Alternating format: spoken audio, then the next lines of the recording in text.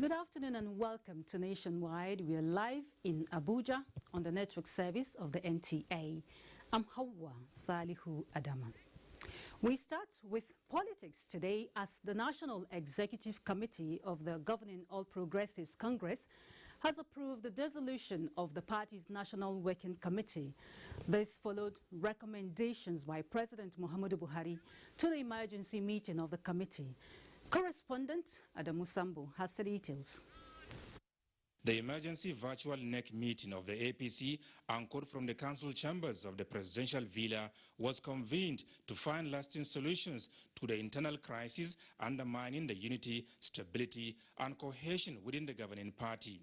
President Buhari was joined at the council chambers by Vice President Yemi Osinbajo, presiding officers of the National Assembly, governors, and few members of the committee, while others participated online from across Nigeria.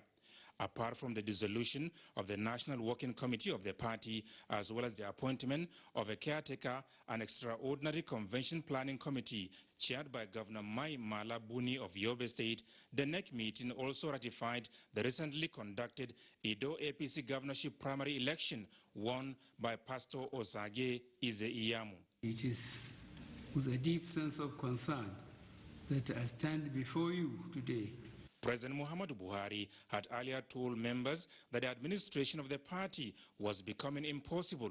His fortune was in jeopardy, and therefore the urgent need for intervention to arrest further drifts that may lead to total disintegration. He therefore made a case for the withdrawal of all litigations against one another and indeed the governing party in the various law courts. What we see clearly emerging is that we are beginning to self-destruct. This, my dear party members, is not just regrettable but utterly gut-wrenching. The potential fallout from this conduct will not only cause us to lose the gains that we have labored for with our sweat over the years, but makes a mockery of our ability to maintain party cohesion and close our ranks. We must return to our winning ways. The president said pragmatic and guided approach must also be undertaken towards consolidating on the successes recorded and ensure that the party does not lose its pride of place as the gold standard and pace setter in Nigeria. We must be alive to the time and the task that is before us. This is the time to get our acts together and ensure that we are united and not working at cross purposes.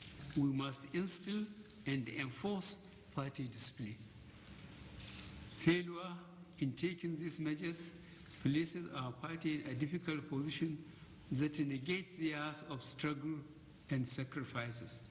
Arising from this virtual meeting, remember our pledge to serve the people of Nigeria. In the meantime, the new chairman, caretaker, and extraordinary convention planning committee and governor of Yobe State, Mai Mala Buni, has been sworn in. As a former two-term national secretary of the party, I know the party very well, and it's all about doing justice to every member of the party, because without justice, there won't be peace. And it is all about team playing. I'm a team player. I have a capable team that can work with me. And if you don't manage crisis, obviously crisis will manage you. So I won't allow any crisis to fester henceforth. We are happy that today the issues bedeviling our party has been laid to rest by these momentous decisions, and we are equally congratulating Mr. President on the exercise of the mandate that has been given to him by Nigerians, and today the party issues which should not distract him has been sorted. The 13-member caretaker and convention planning committee, which has a period of 6 months to execute its mandate, includes the governors of Niger and Osun states. From the State House, Adama, NTA News. Meanwhile, Chairman, Caretaker Committee of the All Progressives Congress and Governor of Yobe State, Mai Mala Buni, says his priority is to restore the party's glory and confidence of members within 6 months. Addressing journalists at the APC National Secretariat in Abuja, the Caretaker Chairman says with collective support from all, the APC remains the desired political platform for genuine and progressive change. Salihu Abdullahi completes the report. Secretariat of the party became alive shortly after the virtual National Executive Committee meeting, whose decision produced the new leaders of the party. Acting national chairman was accompanied to the party's headquarters by the progressive governors of Kebbi, Kaduna, Plateau, Kwara, Kogi, Kano, Niger, Ikiti, Gombe, and Osun State, as well as the president of the Senate, Ahmad Lawan. If you don't manage crisis will manage. NEC is the highest organ of the party except convention, and NEC can function for convention in between. So any decision taken by NEC is the final decision. NEC has directed that every member that is in court should withdraw his suit. Meanwhile, Forum of All Progressives Congress State Chairman has commended the leader of the party, President Muhammadu Buhari, and NEC members for their timely intervention. A lot of so many things were listed. Some of us were nervous. We were touched that whoever has this party at heart will be happy about these decisions. The 11-member caretaker committee has 6 months to pilot the affairs of the party, after which they will conduct a convention in Abuja. Salihu Abdullahi, NTA News. And the newly constituted Caretaker Committee and Extraordinary Convention Planning Committee is promised to work to uphold the ideals of the ruling party. The committee has as its chairman Governor Mai Mala Buni of Yobe State. The committee also includes Isiaka Oyebola, representing the Southwest, Senator Ken Nnamani, representing the Southeast, Governor Sani Bello, representing the North Central, David Leon, representing the South-South, Abba Are, representing the Northwest, Professor Tahir Mamman, representing the Northeast, and Senator Abubakar Yusuf, representing the Senate. Others are Honorable Akinyemi Olaide, representing the House of Representatives, Stella Okerete, representing women, Dr. James Lalu, representing the physically challenged, while Senator Akpan Udoede will act as the committee's secretary.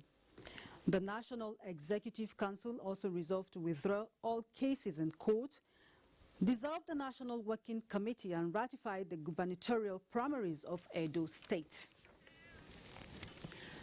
And still talking about Edo State, the People's Democratic Party is right about now holding its primary to elect a candidate who will fly the party's flag in the September 19 governorship election in Edo State. Ogochukwuka Ona reports that necessary arrangements and observance of the guidelines on the COVID-19 protocols are in place at the Samuel Ogbemudia Stadium in Benin City, venue of the event. Those accredited are going through temperature checks, hand washing and application of hand sanitizers. Security and medical personnel are also on ground. About 2,500 delegates are expected to participate in the exercise from the 18 local government areas under the 3 senatorial districts of the state, and 2 aspirants, incumbent Governor Godwin Obaseki and Kenneth Imaswagbon, are currently in the race. Governor of Bauchi State, who is also Chairman Edo State 2020 Governorship Primary Election Committee, Bala Muhammad, has arrived the venue. And our own Ogochukwuka Ona now joins us live from the Samuel Ogbemudia Stadium in Benin City, venue of the primary. Ogochukwuka, if you can hear me, what is the state of events at the venue with regards to the conduct of the primary? Thank you very much. We are right here, like you rightly said, at the Samuel Ogbemudia Stadium. Delegates, party officials, BOT members, INEC officials led led by the REC, the Resident Electoral Commissioner Johnson Alaibo is already here. We also have BOT members and delegates from the 3 senatorial districts in the state. We also have party officials here who are already here. They've been here since 8 in the morning waiting for the event to kick off. Chukwuka, you talked about observance of COVID-19 protocol. Would you want to say more about that? Chukwuka, in the earlier script you sent to us, you talked about the observance of the COVID-19 protocols. What is the situation now? The situation is the same. There is the social and physical distancing being observed here. The stadium, they have 1 person here, then 2 seats and another person there, and all of them are in their face masks. Some of them came with theirs, while some others came to distribute to members. Actually, they are branded face masks. There is also at the gates there, just before you step into the premises, there is a very high level of security, ensuring that there is adherence with the guidelines, washing of hands, sanitizers, and of course the checks, the temperature checks are also going on. And there is constant reminder to the delegates here, everybody here, that they should abide with the guidelines and directives. Okay, you talked about distribution of branded face masks, and I'm just wondering, how is the conduct? Is it peaceful?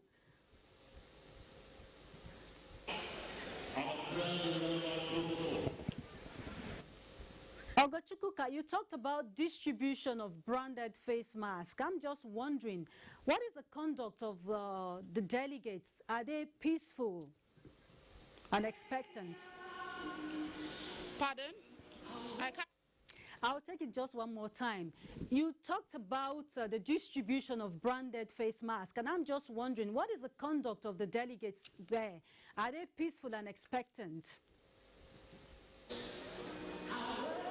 Yes, they are. They are just sitting quietly waiting.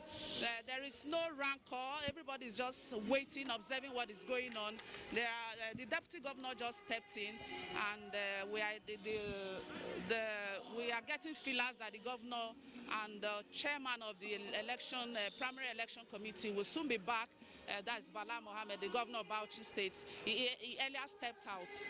But we also had a chat with the state chairman of the party, who also told us that it's going to be affirmation of Governor Godwin Obaseki as all the aspirants, that the 3 of them.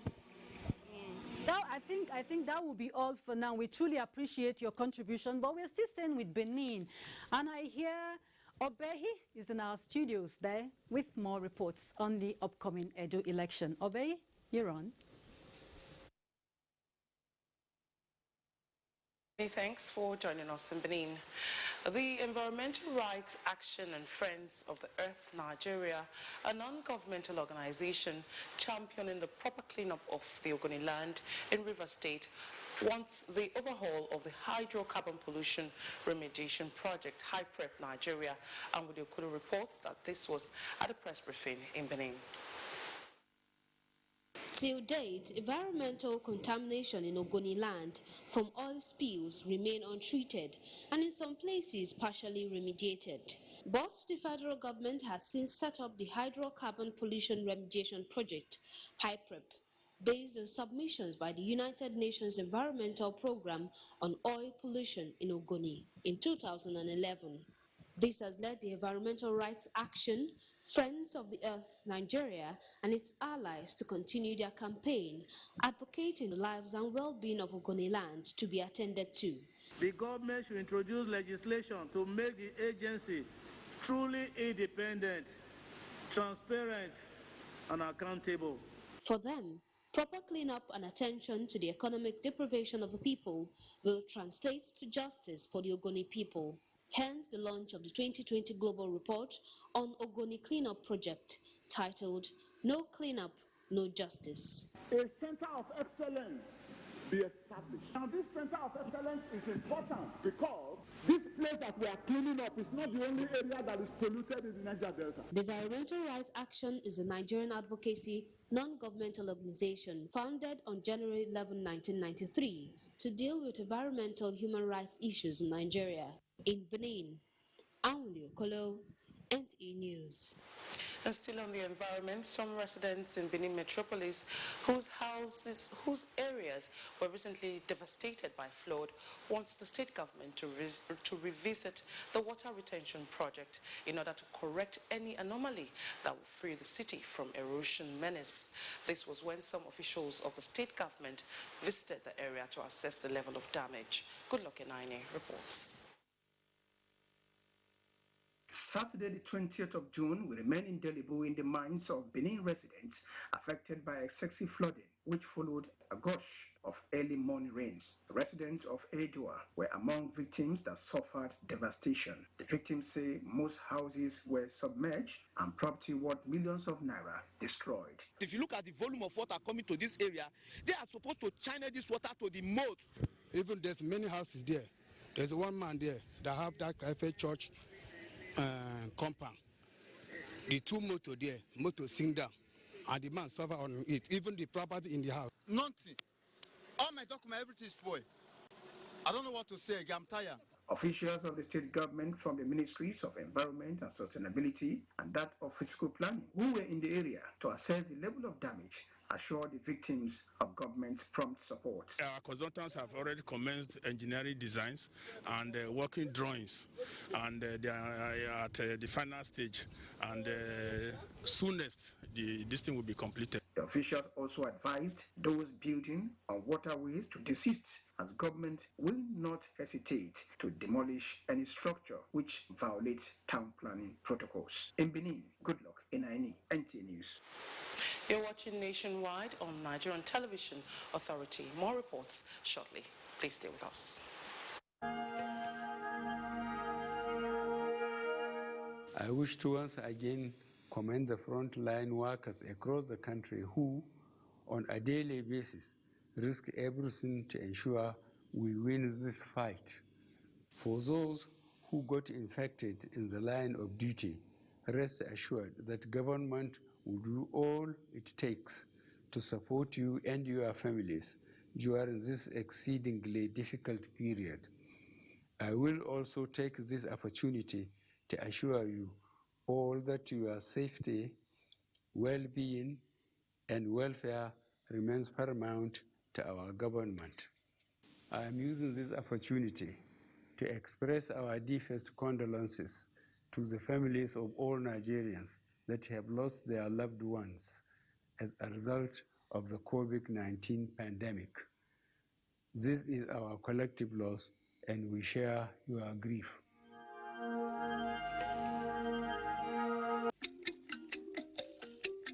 In times like this, the coronavirus is spreading so fast. The use of face masks has become very vital. More importantly, for the elderly in the society whom their immune system is not strong enough to fight.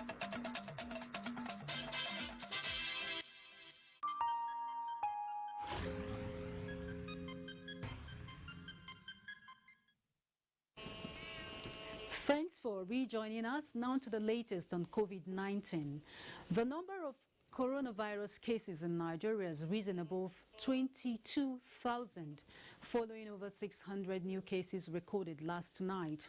The 649 new COVID-19 cases announced by the Nigeria Center for Disease Control, NCDC, at 11:23 p.m. on June 24th, increases the total number of confirmed cases to 22,020 in the country.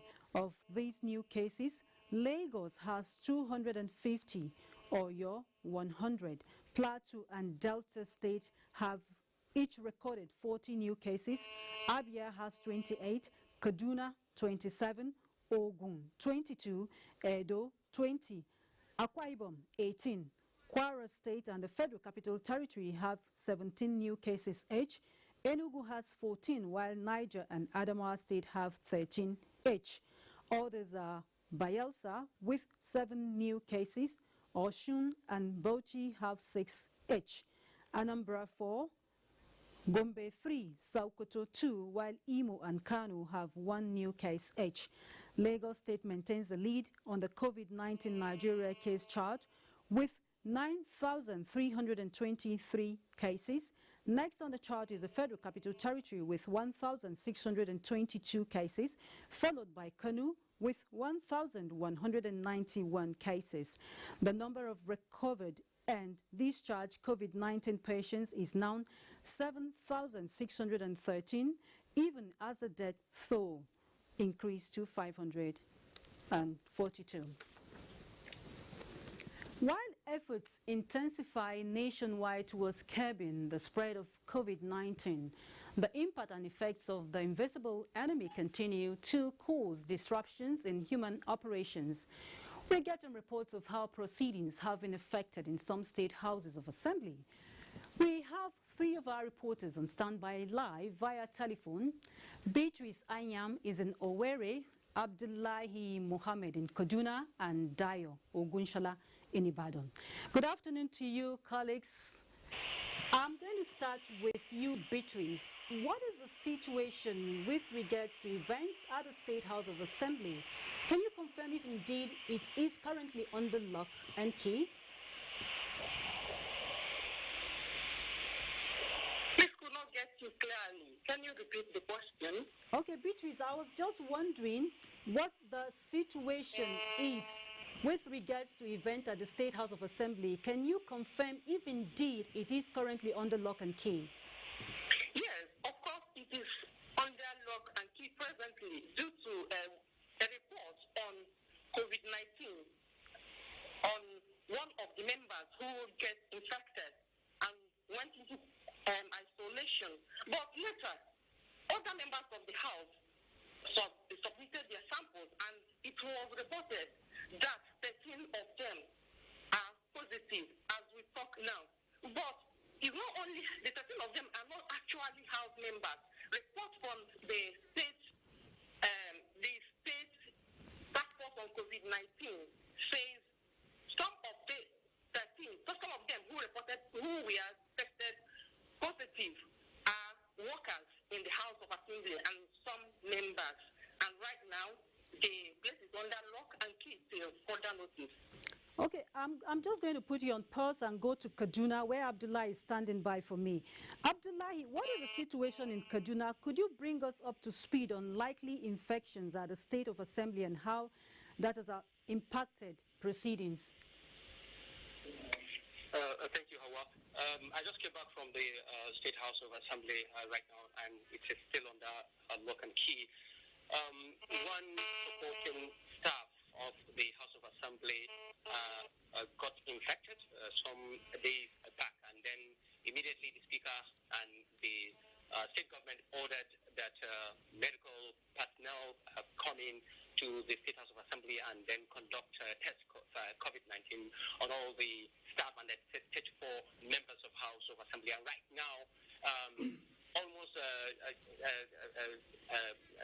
the staff of administrative department of the House are undergoing the test, and then feelers have it that after the confirmation of that single case, about 4 cases have also been confirmed so far. Okay, Abdullahi, thank you very much for that update, but I'm still going to put you on hold for now and go to Dayo. Dayo, there have been conflicting reports coming from Ibadan. However, I understand the State House of Assembly just rose from a sitting some hours ago. What is the state of play at the Oyo State Legislature?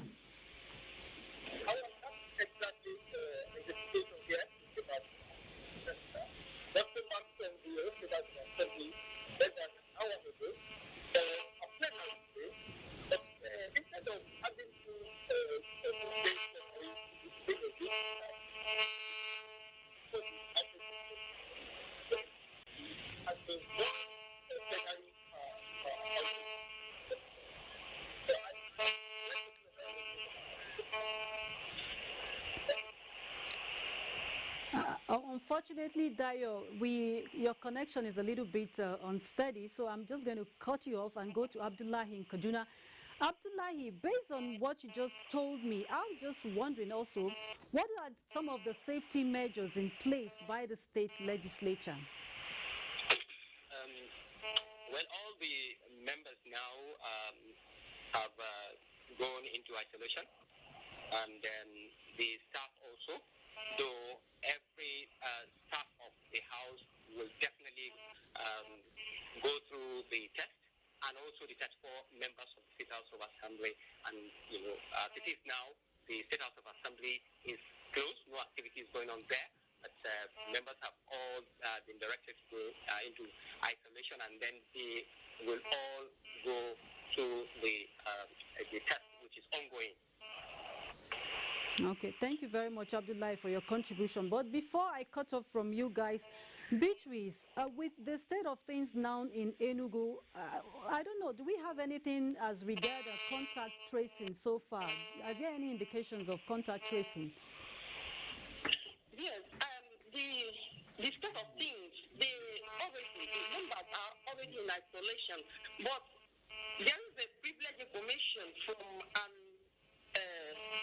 the principal officer of the house that some members, some of the ones that are positive are recovering, and there are also plans put on ground to every other members, every other workers in the House of Assembly, while they are looking forward to opening of the house after 2 weeks.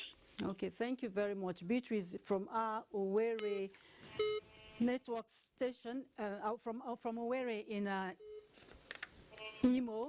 Thank you very much. We appreciate your contribution. And Abdullahi also in Kaduna. We appreciate your contribution on Nationwide today. Thank you.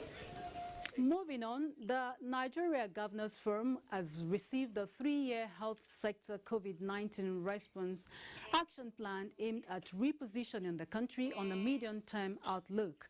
This is part of efforts at sustaining the multifaceted interventions on the National Response Plan and increasing capacity of frontline health workers in the country.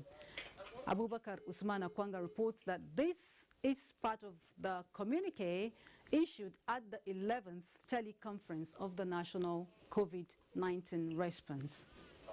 Received presentation on the implementation roadmap from the Minister of Health, Dr. Osagie Ehanire, who assured governors of about 1 million personal protective equipment for frontline health workers across the country. The minister also acknowledged input of heads of agencies under the ministry and provided clarifications on the new guidelines for the implementation of Basic Health Care Provision Fund and the need to fast-track its release in view of the ravaging COVID-19. The forum also commended resident doctors for the suspension of their industrial action and pledged delivery of personal protective equipment, improved welfare and implementation of Medical Residency Training Act and other pressing demands. The 36 state governors engaged the Federal Ministry of Finance, Budget and National Planning on the need to leverage on the new procurement program, SFTAS, which provides additional financing as grants to states in the wake of the fiscal pressure occasioned by COVID-19. World Bank tax team leader for SFTAS program, Yuman Lee, provided an update on the 2019 annual performance assessment and preparatory arrangement for the $750 additional grant. The NGF also recommended that the Federal Ministry of Health and its agencies engage with the National Assembly Health Committee and state commissioners of health to harmonize a workable strategy for the release of the BHCPF to fund primary health care across the country. NGF was commended for its effort in the battle against the eradication of white polio, which led to the delisting of Nigerian from the map of polio-infected countries, and appreciate Dangote Foundation and Bill and Melinda Gates Foundation for their contributions in attaining the feat. The communique, which was signed by Chairman of the Forum and Governor of Ekiti State, Dr. Kayode Fayemi, also indicates that talks were held on the harmonization of right-of-way with Minister of Communications and Digital Economy on broadband infrastructure. In Abuja, Abubakar Usman Akwanga, NTA News. Now, let's move away from COVID-19 stories and take you to our Lagos Network Center where Adiola is waiting. Good afternoon to you. Hauwa. Seafarers have stayed in the front line of the pushback against the COVID-19 pandemic, playing the essential role of maintaining uninterrupted movement of vital goods, including food and medical supplies.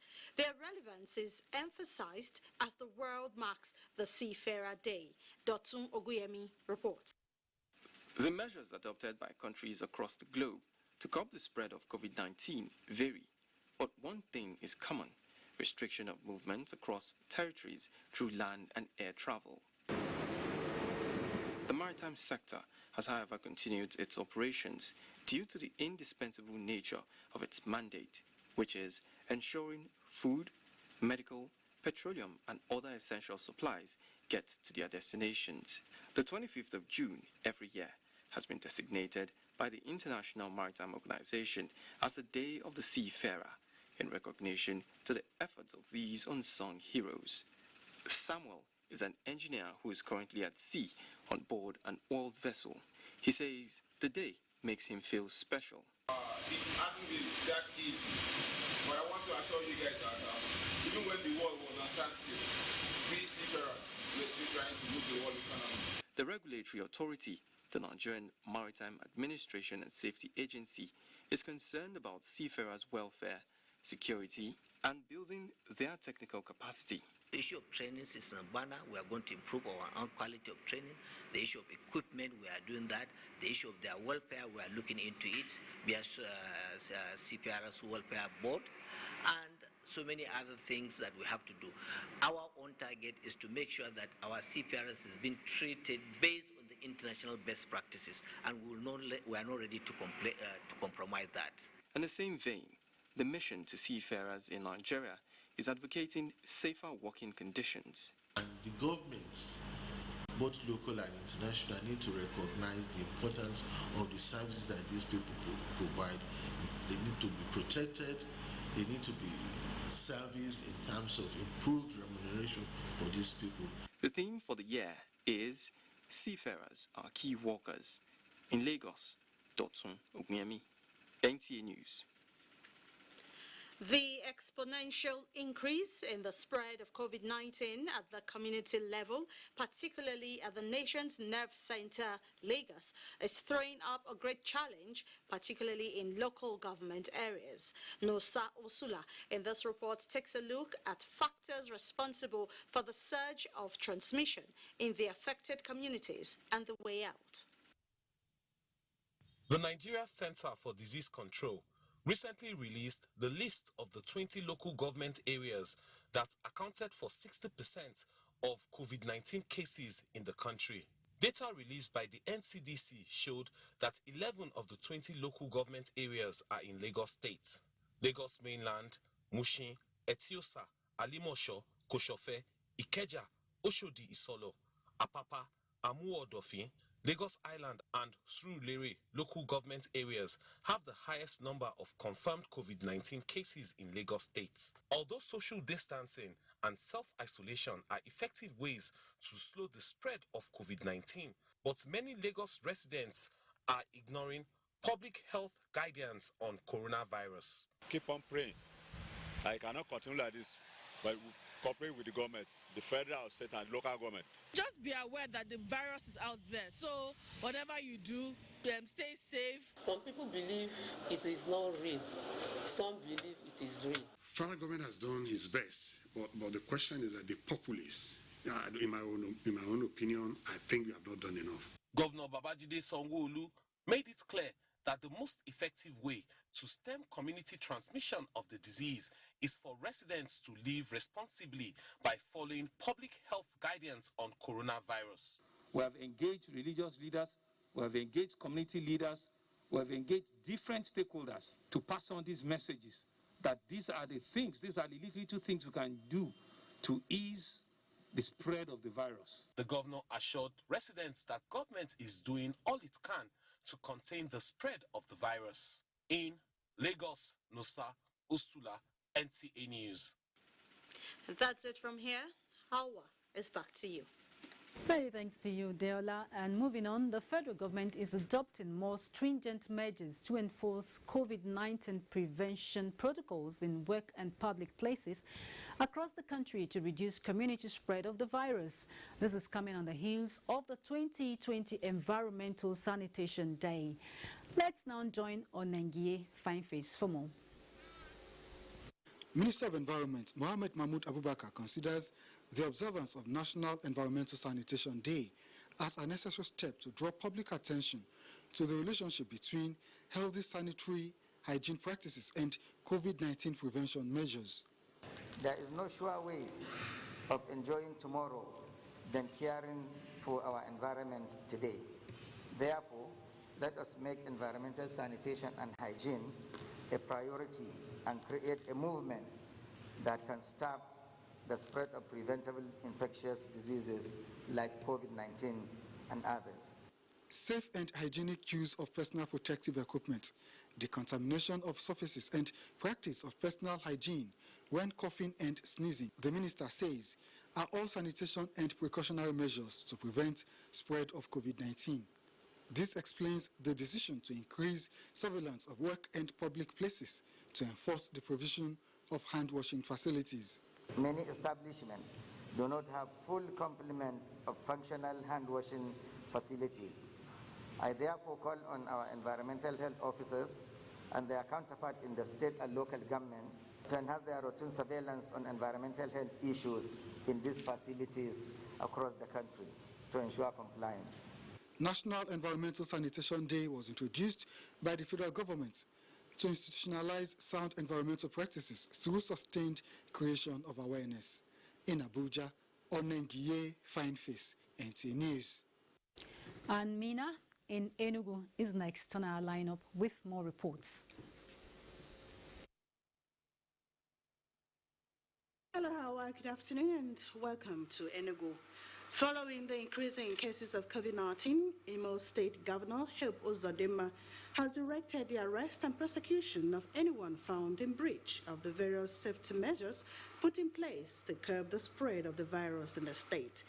Bright Abujua reports that the governor issued the directive in a broadcast in Owerri, the state capital. Increase in new cases of COVID-19 is taking a worrisome dimension, resulting in various steps initiated by the government to check the trend. Governor Hope Uzodinma says the situation has made it necessary to apply strict enforcement of the safety measures put in place to curtail the spread of the virus in Imo State. He therefore reaffirms that in addition to existing ban on reopening of schools and other major events capable of attracting large crowds, refusal to use nose mask will henceforth attract prosecution. All borders remain closed except for Imo people who are genuinely coming back home. However, such people must clearly identify themselves and must subject themselves to necessary safety checks. Furthermore, only food markets and food vending supermarkets are allowed to open for now.